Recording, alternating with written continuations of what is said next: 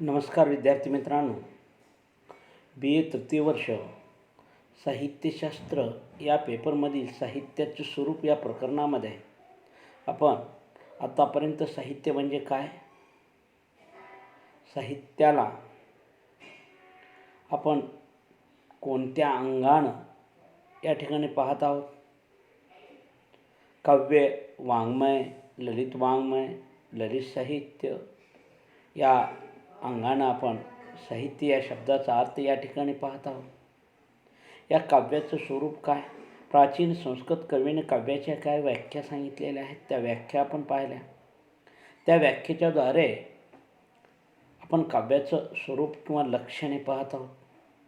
काव्याची लक्षणे शोधत असताना काव्याचे अलंकार हे काव्याचं पहिलं लक्षण आपण पाहिलं, वक्रोक्ती हे दुसरं लक्षणही पाहिलं, रीतिविचार पाहिला. आज आपण औचित्य विचार, रस विचार आणि ध्वनी विचार या 3 काव्याच्या लक्षणाचा विचार करणार आहोत. काव्याच्या व्याख्या पाहत असताना व्याख्येच्या दरम्यान असं म्हणतात की शब्दार्थो संहितो काव्यम. शब्द आणि अर्थाच्या सहित्व, शब्द आणि अर्थाचे सहित्व मिलाप म्हणजे काव्य. पण ते शब्द अर्थगर्भ असले पाहिजे, भावगर्भ असले पाहिजे आणि रसगर्भ असले पाहिजे. कारण शब्द आणि अर्थ या दोन्हीने मिळून काव्याचं शरीर बनतं. शरीर आणि आत्मा या दोन्ही दृष्टिकोनातून आपण पाहतो. शब्द हे महत्त्वाचे आहेत. आमाघरी धन शब्दाची रतने, असं संत तुकाराम यांनी म्हटलेलं आहे. या ठिकाणी आपण आता औचित्य विचार या काव्याच्या लक्षणाचा विचार करत आहोत. औचित्य विचार ही उपपत्ती क्षमेंद्राने औचित्य विचार चर्चा या ग्रंथामध्ये प्रथम मांडली.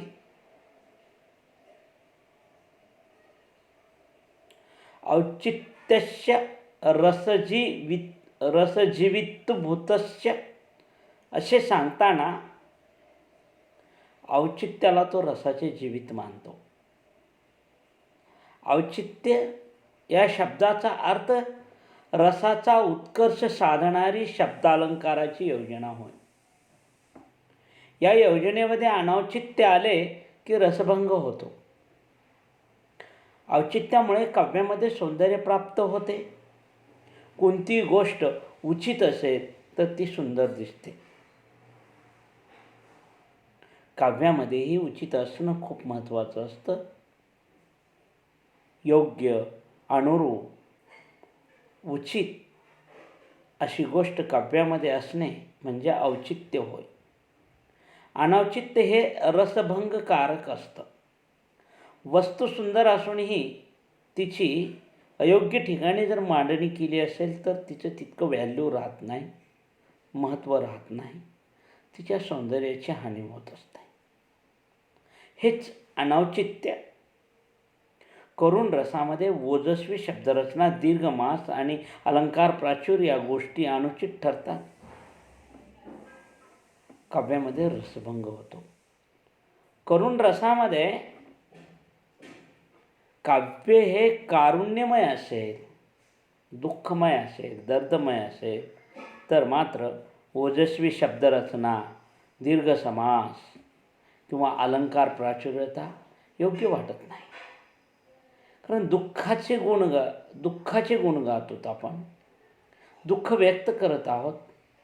दुःखाची भावना कशा पद्धतीनं प्रकट होते, या प्रकट होण्याच्या प्रक्रियेमध्ये अलंकार जमणार नाही, हसणे जमणार नाही, शब्दमाधुर्य जमणार नाही, दीर्घ समास जमणार नाही, ओजस्वी शब्दरचना जमणार नाही.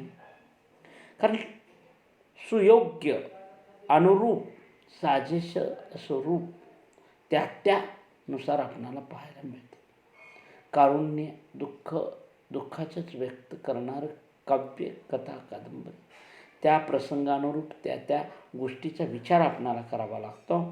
आनंदमय प्रसंग असेल तर रडणं जमणार नाही आहे, दुःख जमणार नाही आहे. कारण आनंदच व्यक्त झाला पाहिजे. चित्रपट असो, कथा असो, कादंबरी असो, कविता असो, त्या त्या प्रसंगानुरूप औचित्य काव्यामध्ये असणं गरजेचं आहे. म्हणून अलंकार चमत्कृती ही शोकप्रधान नाटकामध्ये उपयुक्त नसते. विशिष्ट मनोवृत्तीला अनुकूल व्यापार कोणता याचा विचार करूनच काव्यामध्ये पात्राच्या हालचाली, संभाषण, योजना झाली पाहिजे. गोविंदाग्रजाची राजहंस माझा निजला ही कविता स्वतंत्ररित्या कल्पनाविलास म्हणून किती जरी चांगली असली तरी या शोकरसपूर्ण काव्यामध्ये विधवेच्या मुखातून बाहेर पडणाऱ्या काव्यात कवितेतील कल्पनाविलास अनुचित ठरतो. म्हणजे काव्यात अनौचित्य येतं, रसभंग होतो, ती कविता साजेशी वाटत नाही. कारण राजहंस माझा निजला ही कविता एका विधवा स्त्रीचा एकुलता एक मुलगा मेलेला आहे आणि ती स्त्री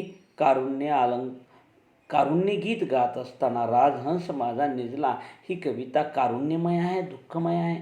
ती कविता गात असताना शोकरसपूर्ण कविता असताना त्यामध्ये कल्पनाविलास अनुचित ठरत असतो आणि तो कल्पनाविलास रसभंग करतो.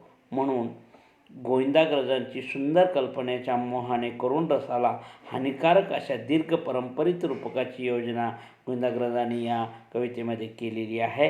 कारुण्याऐवजी अलंकार चमत्कृती जास्त साधलेली आहे, म्हणून ही कविता योग्य वाटत नाही आहे. म्हणून तिथं औचित्य नाही आहे. कारण भेटेन 9 महिन्यांनी ही एक विहारीची कविता आहे. या कवितेमध्ये हा मुलगा स्वातंत्र्याच्या कामी येतो आणि त्याला फाशीची शिक्षा होते. तो आपल्या आईला म्हणत आहे, तू घाबरू नको, तू दुःख व्यक्त करू नको. मनी धीर धरी शोक आवरी जननी भेटेन 9 महिन्यांनी. या न्यायाची रीत मानवी असते, खरी ठरते केव्हा चुकते. किती दुर्दैवी प्राणी असतील असले जे अपराधाविन मेले. लाडका बाळ एकुलता फाशीची शिक्षा होता.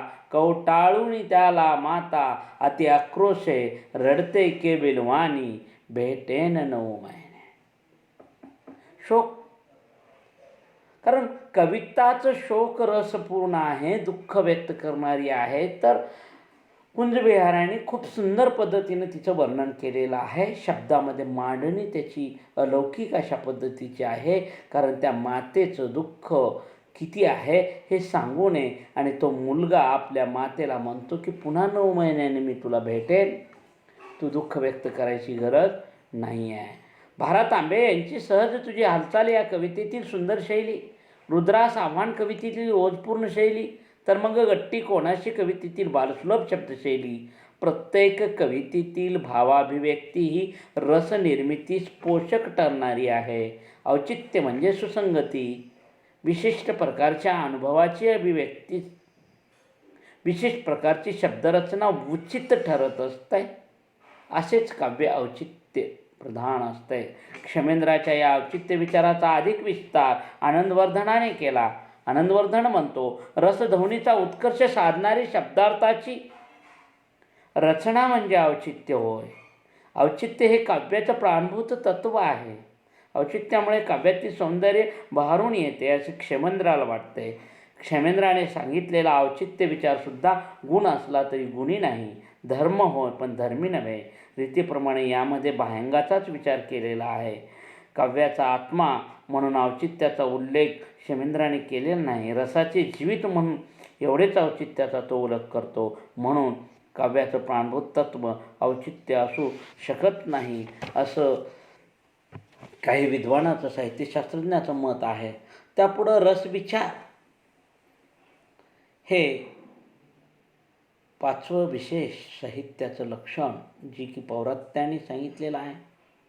प्राचीन संस्कृत कवीनं जी काही लक्षणे सांगितली आहेत ते पाहत आहोत. अलंकार पाहिलं, वक्रोक्ती पाहिलं, रीतिविचार, औचित्य विचार पाहिला. आता आपण रसविचार पाहणार आहोत. रस म्हणजे भावना, रस म्हणजे चव, चवर्णा ज्या अर्थानं म्हणतो. आपण जेवत असताना संपूर्ण ताटामध्ये वाढलेले पदार्थ जर चविष्ट असतील तर तो आपण आवडीनं खातो, मन लावून खातो, त्याचा मनसोक्त आनंद घेत असतो, कारण चवदारपणा त्यामध्ये आलेला असतो. काव्यही तशाच पद्धतीचं असतं. काव्यामध्ये सुद्धा चवदारपणा असणं गरजेचं आहे. ही चवदारपणाची भावना भावनेतून व्यक्त होत असते. कारण अन्न खारट आहे का तिखट आहे हे जिभेला कळतं आणि पटकन मस्तकापर्यंत आपणाला ती गोष्ट जाते आणि भावनेच्या दृष्टिकोनातून शब्द उद्गार होतात, भाजी खारट झालेली आहे. तशाच पद्धतीनं काव्याचंही आहे. काव्य किती दर्जेदार बनलेलं आहे ते रसाच्या दृष्टिकोनातून आपल्याला पाहायला मिळतं. काव्यामध्येही अशा पद्धतीचे रस असतात. रस म्हणजे भावना. काव्य वाचनाने रसिकाच्या मनामध्ये भावजागृती होते. काव्यामध्ये शृंगार, वीर, करुण इत्यादी नवरस आहेत. प्रेम, जी काही रस आहेत, जुगुप्सा, रसाची त्याला प्रचिती येते. काव्यातील या गोष्टी रसिकाला सुंदर वाटतात. अशा सौंदर्य निर्माण करणारी शब्दार्थ रचना म्हणजेच काव्य. माणसाच्या मनातील आवश्यक असलेली सुखांतिक किंवा दुःखांतिक सौंदर्यात तत्व साकार करण्याचे सामर्थ्य असलेली शब्दशक्ती काव्यामध्ये असल्याशिवाय ते काव्यच होऊ शकत नाही. म्हणून काव्यात जिवंत भावना असावी लागते. भावनेला, या रसाला काव्याचे मुख्य तत्व म्हणावे लागेल. नाटकामध्ये रसनिष्पत्ती ही अभिनयाच्या माध्यमातून होते. हा भरीत प्रणीत सिद्धांत आहे. अर्थक्रियोपत काव्यम, अभिनयाच्या माध्यमातून व्यक्त होणारा भाव म्हणजे काव्य. जेव्हा नाट्यचर्चेचे संक्रमण काव्यचर्चेत झाले तेव्हा श्राव्य काव्यातील नाट्याभिनयाची जागा कुणी घेतली यावर विचार चालू झाला. यातूनच अलंकार, वक्रोक्ती, रीती इत्यादी काव्यतत्वाची चर्चा झाली. पण सर्वांनीच काव्य, नाट्यादी ललित कलांचे उद्दिष्ट सौंदर्य निर्मिती अथवा रसप्रतीती हे गृहीत धरले. म्हणून रस हाच काव्याचा आत्मा आहे. कवी व्यापारातून आविष्कृत होणारे सौंदर्य हे रसात्मकतेत आहे. या तत्वाची जेव्हा पुन्हा पुन्हा चर्चा सुरू झाली, रुद्रट असो, राजेश्वर असो, राजशेखर असो, भोज असो, भाम असो, यांनी आपल्या काव्यलक्षणामध्ये रसाचा प्रत्यक्ष उल्लेख केला. शास्त्र हे निरस असतं, वृक्ष असतं. कवीने अलंकार व रसयुक्त काव्यरचना करून रसनिर्मितीला महत्त्वाचे स्थान दिलेलं आहे. रुद्रट म्हणतो, दोषरहित, अलंकृत आणि रसयुक्त शब्दार्थ म्हणजे काव्य. रसाच्या सान्निध्याने काव्याचं स्वरूप स्पष्ट करण्याचा प्रयत्न रुद्रटाने केलेला आहे. वाक्य रसात्मक काव्यम असं विश्वनाथाने म्हटलेलं आहे. म्हणून रस हा काव्याचा आत्मा आहे. रसाला काव्याचा आत्मा राजशेखराने म्हटलं. भामही म्हणतो, शब्दार्थ संहित काव्यम. काव्यातील शब्द हे भावगर्भ, रसगर्भ आणि अर्थगर्भ असले पाहिजे. रसाची काव्याच्या आत्मपदी स्थापना करण्याचे महान कार्य साहित्य दर्पणकार विश्वनाथांनी केलेलं आहे. वाक्य रसात्मक काव्यम अशी त्यांनी त्याची व्याख्या केलेली आहे. रसाला काव्याचा आत्मतत्व त्यांनी मांडलेलं आहे. रसयुक्त वाक्य म्हणजेच काव्य असं विश्वनाथ म्हणतो. वाक्यम याचा अर्थ वाक्यात असणारे शब्द आणि अर्थ. रस याचा अर्थ उत्कटपणे प्रत्ययाला येणारी भावना असा आहे. शब्दार्थाने युक्त आणि जिचा आत्मा रस आहे अशी रचना म्हणजे काव्य. परिपुष्ट झालेली भावना म्हणजे रस होय. ही भावना अलौकिक, सुखरूप, आनंदरूप असते, म्हणून ती आस्वाद्य असते. एखादी भावना जेव्हा उत्कट रीतीने आस्वाद्य होते तेव्हा ती रसत्व पावते. उत्कट भावना हे प्रत्येक कवितेचे वैशिष्ट्य आहे. वाक्य रसात्मक काव्यम या वाक्यम या शब्दाने काव्यशरीर व रसात्मक या शब्दाने काव्याच्या अंतरंगाचा किंवा आत्म्याचा विचार केला गेलेला आहे. काव्याचं प्राणभूत तत्व म्हणून रसाला मान्यता मिळालेली आहे.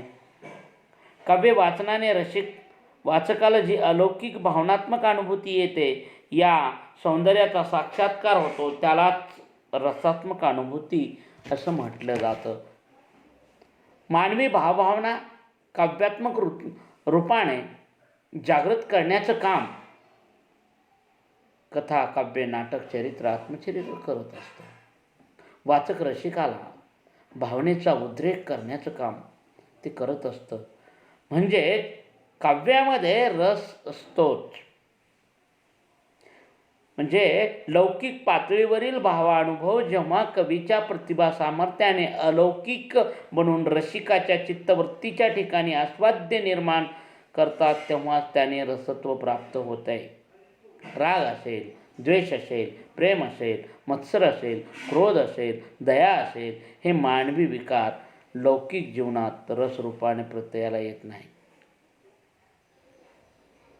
ह्या सगळ्या भावना, प्रेमाची भावना असेल, मत्सराची भावना असेल, रागाची भावना असेल, काव्य नाटकामध्ये आस्वाद्यता येण्यासाठी त्याचा वापर केला जातो. केशवसुतांचे सतारीचे बोल, बालकवीची फुलराणी, गोविंदाग्रजांचे प्रेम आणि मरण, यशवंताची आई, कुसुमाग्रजांची आहीन कोण इत्यादी कवितांमधून मोठा रसिक परिपोष होत असताना आपणाला दिसतो. उदाहरणार्थ जर सांगायचं झालं तर आपण पाहिलं मागं की कणा नावाच्या कवितेमध्ये कुसुमाग्रजांनी खूप सुंदर पद्धतीनं वर्णन केलेलं आहे. रस कसा तयार होतो, रस परिपोष ज्याला म्हणून, किंवा औचित्यही त्यामध्ये दिसतं, अलंकारही त्यामध्ये पाहायला मिळतात. वक्रोक्ती, कवीची वैशिष्ट्यपूर्ण शब्दार्थ योजनेची प्रक्रिया या कवितेमध्ये आपणाला पाहायला मिळते. एकूणच अलंकार असो, वक्रोक्ती असो, रीती असो, औचित्य असो, रसविचार असो, किंवा या सगळ्या दृष्टिकोनाचा विचार, किंवा आपण अगोदर ध्वनी विचार पाहू आणि नंतर त्या कवितेचा विचार करून त्या दृष्टिकोनातून आपण शेवट करायला काय हरकत नाही आहे. ध्वनी विचार शेवटचं लक्षण पौरात्याने सांगितलेलं काव्याचं लक्षण शेवटचं ध्वनी आहे. 9व्या शतकामध्ये आनंदवर्धनाने ध्वन्यालोक नावाचा ग्रंथ लिहिला आणि त्या ग्रंथामध्ये काव्याची आत्मा ध्वनी अशी काव्याची व्याख्या करून ध्वनी हाच काव्याचा आत्मा आहे असं स्पष्ट केलं. कारण ध्वनीला काव्याचं प्राणभूत तत्व त्यांनी मांडलेलं आहे. कवीची विद्युक्त किंवा वक्रोक्ती साध्या शब्दार्थांना रमणीय रूप देते, परंतु कवी व्यापारात शब्दांच्या वाच्यार्थाला मुळीच महत्त्व नसते. यातूनच ध्वनी सिद्धांत निर्माण झाला. वाच्यार्थाच्या पलीकडे शब्दांना आणखीन काही अर्थ असतात, ते ध्वनीच्या रूपाने आपणाला पाहायला मिळतात. शब्दाच्या ठिकाणी या 3 प्रकारच्या शक्ती आहेत: अभिधा, लक्षणा आणि व्यंजना. अभिधा शब्दशक्तीतून वाच्यार्थ निघतो, लक्षणा शब्दशक्तीतून लक्षार्थ निघतो आणि व्यंजना शब्दशक्तीतून व्यंगार्थ पाहायला मिळतो. आणि लक्षणा ही थोडी काव्याच्या जवळची आहे आणि व्यंजना ही परिपूर्ण काव्याच्या रूपातून व्यक्त होत असताना शब्दशक्ती दिसते. अभिधा म्हणजे वाच्यार्थ प्रधानता, जे वस्तुनिष्ठ आहे, जे सत्य आहे, जे वास्तव आहे, तेच शब्द आपण त्यातून व्यक्त होत असताना दिसतात. प्रमाण मराठी भाषा ज्याला आपण म्हणू त्यातून व्यक्त होत असताना दिसते. पण लक्षणा म्हणजे लक्षार्थ. अभिधा शक्तीमुळे शब्दांना जो अर्थ प्राप्त होतो त्यांना वाच्यार्थ म्हणतात. लक्षणा हे आपण पाहिलं. लक्षार्थ अभिधा संकेताने शब्दांना प्राप्त झालेला अर्थ असतो, त्याच पदार्थाचे ज्ञान होते. शब्दाला सरळ सरळ विधानात्मक अर्थ असतो, त्या शब्दाचा तोच अर्थ निघतो, त्याशिवाय दुसरा अर्थ निघू शकत नाही. शास्त्रीय वस्तुनिष्ठ पद्धतीने तो त्या शब्दाचा अर्थ निघतो. लक्षणा वाच्यार्थाचा त्याग करून जिथे वाच्यार्थ कमी पडतो तिथे लक्षणा शब्दशक्ती सुरू होते. म्हणजे अभिधा शब्दाच्या ठिकाणी दुसरी एक शक्ती असते, ती लक्षणा होय. दारावरून हत्ती गेला असं म्हणतो. कोण्या राजाचा दारावरून हत्ती गेला? दारावरून हत्ती जात असतो का? दारावरून जर हत्ती गेला तर दार मोडून जाईल, पण दाराच्या समोरून तो जात असतो. पण लोक म्हणतात दारावरून हत्ती गेला. यावरून पुन्हा दुसरं उदाहरण जर पाहिलं, बुद्धगयेचा पिवळा वारा. कारण पिवळा वारा असू शकत नाही, पण पिवळा हे शांततेचं प्रतीक आहे बुद्धाचं, आणि त्या दृष्टिकोनातून आपणाला पाहायला मिळतं. गंगायाम घोष, गंगेवर गवळीवाडा. नदीवर कुठल्या गवळीवाडा असू शकत नाही, गंगेच्या काठावर तो असतो. म्हणून लक्षात घ्या, कारण समजून घेतलं पाहिजे. कारण शब्दाची जी काही कसोटी आहे ती आपण काव्य असो, कथा असो, कादंबरी असो, नाटक असो, चरित्र असो, आपण समजून घेतलं पाहिजे. काही शब्दार्थ हे समजून घ्यावे लागतात. त्यातूनच कवितेचा अर्थ लागत असतो. शेवटी व्यंजना शब्दशक्ती एकाच वाक्यातून अनेक अर्थाच्या छटा जेव्हा सूचित होतात तेव्हा तो व्यंगार्थ असतो. शब्दाच्या वाच्यार्थाहून वेगळाच असा जो रमणीय अर्थ सूचित होतो तोच व्यंगार्थ अथवा ध्वन्यार्थ असतो. व्यंगार्थामुळेच कवी व्यापारातून रसप्रतीती होत असताना आपणाला दिसते. म्हणून आनंदवर्धनाने ध्वनी हाच काव्याचा आत्मा आहे असं म्हटलेलं आहे. उदाहरणात जर सांगायचं झालं तर सूर्य अस्ताला गेला नावाचं जर उदाहरण आपण घेतलं तर सूर्य अस्ताला गेला या वाक्यावरून आपणाला अनेक प्रकारच्या छटा दिसून येतात, अनेक प्रकारचे अर्थ जाणवायला लागतात. या एका वाक्यामध्ये षष्टी व्यापाराचे वर्णन आपणाला पाहायला मिळते. या वाक्याचा वाच्यार्थ पाहायचा नाही, पण उपस्थित रसिकाच्या मनोवस्थेला अनुसरून या वाक्यातून जे भिन्न भिन्न अर्थ किंवा ध्वनित होतात. चोराला चोरकर्माची वेळ झाल्याची सूचना मिळेल. सूर्य अस्ताला गेल्यानंतर चोराला वाटेल की चला चोरी करण्याची वेळ झालेली आहे. ब्राह्मणाला सांध्य वदना करण्याचा समय दृष्टिक्षेपात येईल. प्रेमिकांना प्रिय व्यक्तीच्या मिलनाची त्या वेळ झालेली सूचना मिळेल. एखादी नववधू आपल्या प्रियकराची वाट पाहत बसलेली असेल. संध्याकाळच्या वेळेला आपल्या घरी येईल. ओढ लागलेली असेल. इतकंच नाही, गोट्यामध्ये एखादं वासरू आपली गाय किंवा माय येण्याचं वाट पाहत असेल, ती हांबरेल. गुराखी संध्याकाळची वेळ झाली, सूर्य अस्ताला गेला म्हणून गुरंढोरं घेऊन घरी येईल. रात्रपाळीचे कामगार कामाला लागण्याची तयारी करतील, जाण्याची तयारी करतील. दिवसपाळीचे कामगार घरला परत येण्याची तयारी करत असतील. शेतामध्ये काम करणाऱ्या रोजगार असणाऱ्या बाया, शेतकरी सगळे घराकडे येण्याची तयारी करत असतात. म्हणजे एखादी स्त्री आता घरातील माणसं, शेतातली माणसं घरी येतील म्हणून स्वयंपाकाला लागलेली असेल. अनेक अर्थ सूर्य अस्ताला गेल्यानंतर जे काही अर्थाच्या विभिन्न छटा काव्याचं अशा पद्धतीनं असतं. कथा, कविता, कादंबरी, नाटक, चरित्र, आत्मचरित्र या सगळ्याचा जर विचार केला आपण, प्रत्येक वाचनागणित एक नवा अर्थ, एक नवी छटा आपल्याला जाणवते. एक नवा विषय, एक दर्जेदार काहीतरी देऊन जाण्याचा प्रयत्न काव्य, कथा, कादंबरी, नाटक, चरित्र, आत्मचरित्र साहित्य करत असतं. म्हणून व्यंजना किंवा ध्वनी ज्याला आपण म्हणतो, त्या व्यंजनेतून व्यंगार्थ निघतो आणि ती ध्वन्यार्थ निघतो. आनंदवर्धनाच्या मते रस हे प्रत्यक्ष तत्व नसून शब्दार्थी घटकाच्याद्वारे ध्वनित होणारे तत्व आहे. यालाच आनंदवर्धनाने रसध्वनी असे म्हटलेलं आहे. रस हा काव्याचा आत्मा आहे असे आनंदवर्धनाने मानले, म्हणूनच रसतत्वाला मान्यता दिली आहे. पण रस हा देखील अन्य साधनाच्याद्वारे ध्वनित होतो असल्याने ध्वनीला काव्याचा आत्मा मानावा. म्हणून या ठिकाणी शब्दातून निघणारा सरळ अर्थ ललित वाङ्मयात असतो, तर ललित वाङ्मयामध्ये सूचितार्थ असतो. सूचितार्थामुळे काव्यात सौंदर्य निर्माण होते. ध्वनी हाच काव्याचा आत्मा आहे. भारात आंबेंची नववधू प्रिया मी, बावरते लाजते पुढे सरते फिरते, कुस्करू नकाही सुमने, घर राहिले दूर, रिकामे मधुघट. कवितामधून किंवा गोविंदाग्रजाच्या फुटकी तपेली, बालकवीच्या औदुंबर, कुसुमाग्रजांच्या आहिनकुल आणि कणा नावाच्या कवितेमध्ये अर्थ सौंदर्य, ध्वनी सौंदर्य आपणाला पाहायला मिळतं. ऐलपटावर तैलपटावर हिरवाळी लेवणी, निळा सावळा झरा वाहतो बेटा बेटातून. औदुंबर नावाच्या कवितेमधलं जे चित्र पाहिलं तर ध्वनीत, शब्द हे ध्वनीत होत असतात हे आपण पाहायला मिळतं. इथं आपण काव्य म्हणजे काय, काव्याची जी काही विशेष आहेत, काव्याची लक्षणं आहेत, ती अलंकार, वक्रोक्ती, रीती, औचित्य, रसविचार, ध्वनिविचार हे सगळं पाहिलेलं आहे. त्यानंतर मम्मट आणि जगन्नाथानंही काव्याचं लक्षण सांगितलेलं आहे. जगन्नाथ म्हणतो रमणीयार्थ प्रतिपादका शब्दम काव्यम. रमणीय अर्थाचे प्रतिपादन करणारे शब्द म्हणजे काव्य. शब्दाला महत्त्व दिले आहे म्हणून शब्द हे रमणीयार्थ प्रतिपादन करणारे असावेत. रमणीयता म्हणजे अलौकिक आनंद उत्पन्न करणाऱ्या ज्ञानाचा म्हणजेच विशिष्ट प्रकारच्या भावनेचा विषय होय.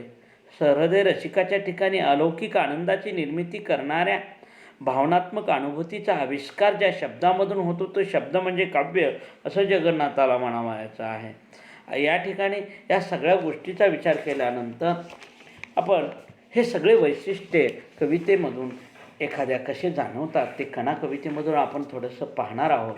कणा कवितेमध्ये कुसुमाग्रज म्हणतात, कारण कुसुमाग्रजांनी कणा कविता कशावरून लिहिली या पाठीमागचा थोडासा संदर्भ आपण पाहू.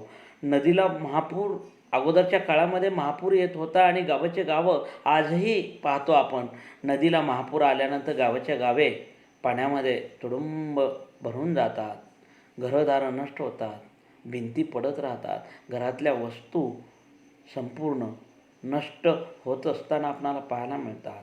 तेव्हा एक कधी काळचा सरांचा विद्यार्थी, ज्याचं घर महापुरानं घरात पाण्यात गेलेलं आहे, होतं नव्हतं सगळं गेलेलं आहे, आणि तो आपल्या गुरूंना भेटण्यासाठी आलेला आहे. ती कविता असं आहे: ओळखलंत का सर मला, पावसात आलं कोणी, कपडे होते कदमरलेले, केसावरती पाणी. क्षणभर बसला, नंतर उठला, बोलला वरती पाहून, गंगामाई पाहुणी आली, गेली घरट्यात राहून. माहेरवाशीन पुरीसारखी चार भिंतीत नाचली, मोकळ्या हाती जाईल कशी, बायको मात्र वाचली. भिंत खचली, चूल विजली, होते नव्हते नेले, प्रसाद म्हणून पापण्यामध्ये पाणी थोडे ठेवले. कारभारणीला घेऊन संगे आता लढतो आहे, पडकी भिंत बांधतो आहे, चिखल गाळ तुडवतो आहे. खिशाकडे हात जातात, हसत हसत उठला, पैसे नकोत सर, जरा एकटेपणा वाटला, मोडला सारा संसार पण मोडला नाही कणा, पाठीवरती हात ठेवून नुसतं लढ म्हणा. या ठिकाणी गुरुला वाईट वाटतं की बा अरे रे, त्याचं घरदार सगळं गेलेलं आहे, कदाचित आपल्याकडून त्याला मदत असेल आर्थिक म्हणून खिशाकडे हात घालून पैसे देण्याचा प्रयत्न करतात. तेव्हा तो खूप सुंदर पद्धतीनं म्हणतो, विद्यार्थी, पैसे नकोत सर, जरा एकटेपणा वाटला, मोडला सारा संसार पण मोडला नाही कणा, पाठीवरती हात ठेवून नुसतं लढ म्हणा. लढण्याची प्रेरणा द्या. मोडला संसार मोडू द्या, काही हरकत नाही, पुन्हा निर्माण करता येईल. म्हणजे काव्यामध्ये अलंकार असो, वक्रोक्ती असो, रीती असो, औचित्य असो, रस असो, ध्वनी, रस आणि ध्वनी औचित्यही आहे, योग्य पद्धतीनं केली गेलेली, उचित ठिकाणी केली गेलेली मांडणी आहे. शब्दाची मांडणी त्या पद्धतीची आहे. विशिष्ट पदरचना रीती आहे, विशिष्ट गुणांनी युक्त अशी कविता आहे. त्यामध्ये भावनेचा उत्कर्ष आहे, ध्वनीचा उद्रेक आहे.